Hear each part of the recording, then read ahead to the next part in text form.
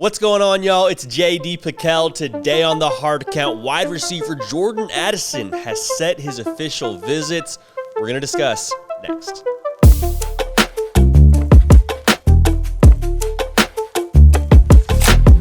Welcome into CFB with JD, the People's Channel. Every single thing that you know, that you love about college football happens here on a nearly daily basis. Jack McKenzie doing the heavy lifting, helped drive the show at JD Pickell on Twitter.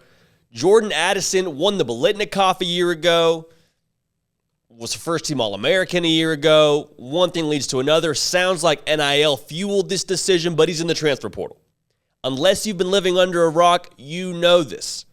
Visited Texas about a week ago, and now he is set to visit USC officially, is set to visit Bama officially, and there is a lot to unpack here. First and foremost, for me, I may be reading this too much, but I think it's worth something. The order of the visits is very, very interesting to me. Visited Texas first, which makes sense because the relationship with Brennan Marion, former wide receiver coach for him, is now the receiver coach at Texas. Visiting USC second. Now, if you remember correctly, the smoke around Jordan Addison jumping in the transfer portal started a couple weeks even before he visited Texas when Pat Narduzzi got upset with Lincoln Riley, having multiple phone calls saying essentially, hey, you're tampering with our guy to get him in the portal. Jordan Addison was in Los Angeles around that same time period, was reportedly throwing the football around with Bryce Young. They were training a little bit. Bryce Young obviously being the quarterback at Alabama. So all that's to say, even if he was going to USC, he couldn't have visited the Trojans first because that would all but have confirmed the tampering allegations, suspicions, all that and the other. It just looks bad for everybody. For everybody. Jordan Addison and USC alike if you were to go to USC for your first official visit. So that makes some sense to me. But the interesting piece to me is not so much the second visit. That kind of makes sense. Again, the first visit makes sense.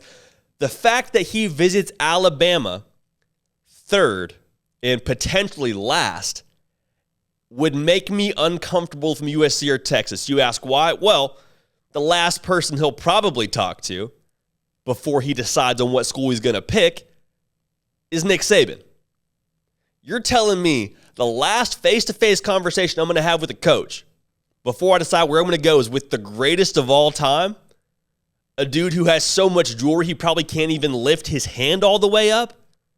That makes me nervous if I'm Steve Sarkisian or Lincoln Riley.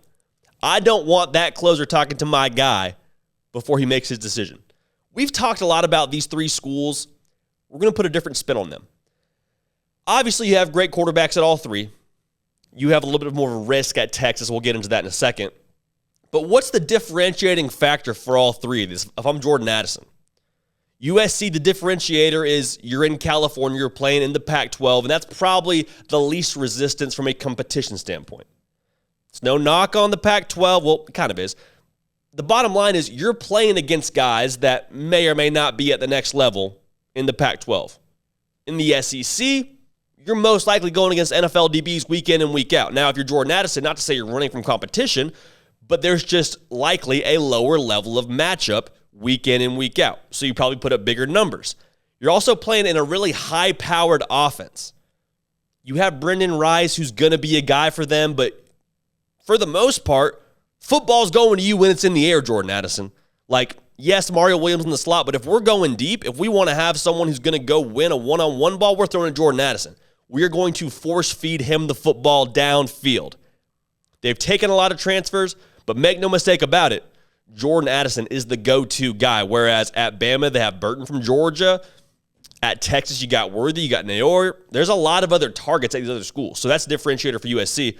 In addition to that, with NIL being on the forefront of this, all three of these schools he's going to get paid at. Make no mistake about it. He's going to get a lot of money at any of these schools, but at USC, you're getting that money on the beach.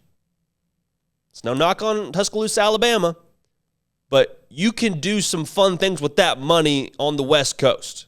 It's a nice scenery. It's 75 all year round. It's a good lifestyle. At Bama, similar to the differentiator for USC, the differentiator for Bama is the SEC. You want to put something on tape for the scouts and remove any and all questions about what you do at the college level, go play in the SEC week in and week out. Go dominate at that level. For your draft stock, that probably does the most. We're going to touch on that more in a minute, but that probably does the most for it. And then obviously, with Saban having the last word in his recruitment, playing for the GOAT's a pretty nice differentiator as well. With Texas, the differentiator for me is the relationships. Having Brennan Marion there, we said this before, players commit to coaches. That's the way it goes. Players commit to coaches. And with Brennan Marion having that relationship, you can likely step in and be comfortable pretty quick at Texas. So those are the differentiators, but let's just classify these three schools. Like, let's give just the highest risk, highest ceiling, and the safest pick, if you can tell where I'm going here. The highest risk for me is Texas. And it's not because of where Texas is at as a program. I think, honestly, however they do is going to be independent of Jordan Addison's draft stock. But in terms of what you're risking for that 1 year, like, he's probably going to be a first-round pick, right? Like, we can all probably agree on that. This 1 year won't make or break that. However, you want to be a top 10 pick, your quarterback better be able to wheel and deal. Like I said, all three quarterbacks are good, but Quinn Ewers, we haven't seen play in a college football game. That's not saying he can't be the best of these three between Bryce Young and Caleb Williams. It's just the fact that you don't know. You have no idea with Quinn Ewers. You like what you see. You feel good about what you hear. You like the high school highlights. You like the recruiting grade, all that. But you just don't know. In addition to that, there's only one football in Austin, Texas. They have to play the game with one ball just like everybody else. So that means Xavier Worthy's got to get the football. Isaiah Neyor's got to get the football. Jaleel Billingsley's got to get the football. Bijan Robinson's got to get the football. And oh, by the way, Jordan Addison has to get the football. So again, if you're trying to be a top 10 pick, which I would imagine Jordan Addison is trying to be and should try to be with his ability and the way that he has played a season ago, that's a bit of a risk. You may not put up the same numbers. You may not perform the same way. So that's the risk that you have with Texas. Shifting gears a little bit here, let's talk about the school with the highest ceiling. For me, that's USC. Let's talk about what Jordan Addison would have around him. Have Caleb Williams, a guy who is a more or less proven commodity, still developing. If he takes that next step in his second year under Lincoln Riley, could be a boom year for him. If he wants to be a top 10 pick, which we're assuming he does, USC is the place where he can have the best year statistically. Last year at Pitt had over 100 catches, or 100 catches exactly, something in the neighborhood of 20 touchdowns. That's not going to be the case for this upcoming year because people know who Jordan Addison is. People are going to double cover him. But at USC, you got guys around him to take the pressure off, and Brendan Rice. Dye's going to be a guy that carries the football for them consistently, but Jordan Addison can still have a field day against these Pac-12 defenses like we talked about. So if this whole thing comes together for them in the transfer portal and all that they did in this past free agency works, it can work in a really big way. It can work for Jordan Addison's favor. There's just so much smoke around USC. To me, I have a hard time believing he's going anywhere else, but that's where I fall on the matter. A lot of stats at USC, draft stock through the roof. There is the highest ceiling at USC. Not to say there's not a high ceiling everywhere else. There is, but you can do the most damage with Lincoln Riley, this offense, this conference. I think there's a lot of meat on the bone there. Let's talk about the safest pick. You already know where I'm going with this. High ceiling, but even more importantly, the highest floor, and that's the Alabama Crimson Tide. We talked about it on a previous show. If you want a blueprint as Jordan Addison for what to do at Alabama in 1 year and how that can change your life, it's Jameson Williams. Unproven, comes from Ohio State to Alabama, has a year and a half. I say year and a half in the sense that he freaking balled out, had one season at Alabama, did his thing, first-round pick. Jordan Addison's already going to be a first-round pick. I don't think anybody's disputing that. But Jordan Addison is coming in with a few more skins on the wall than Jameson Williams did.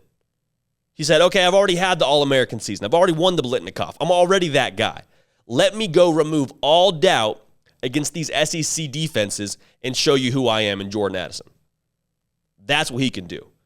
In addition to that, if you wanted to talk about the most sure thing as a quarterback, from the quarterback position, across the country, the most consistent, probably the best quarterback right now is Bryce Young. It's not a knock on Caleb Williams. He's going to be phenomenal. Again, I've told you I think he has the chance to be the best player in the country if he takes that next step. But what you know for certain right now, what you've already seen on tape, what's already been delivered in terms of the goods, Bryce Young can get you the rock. And he's going to get you the rock consistently and efficiently. You're going to be a focal point of that offense. You got Burton still on the outside. They're going to have a lot of dudes still. They're going to try and get the football too, but you're going to put up points. You're going to do it at Alabama. Jordan Addison, I think, has the safest trajectory if he were to pick Alabama. So, in summary, he's going to be a first-round pick at any of these schools. He's going to get paid at all of these schools. But I have a hard time believing that the smoke we got at the beginning of this recruitment with the Lincoln Riley tampering and him going to LA and this, that, and the other, I think there was a lot to that. And so if I had to pick a horse in the race, again, I'm picking USC until you give me a reason not to. But with Nick Saban getting the last word in this recruitment, it's going to be interesting to see how it plays out.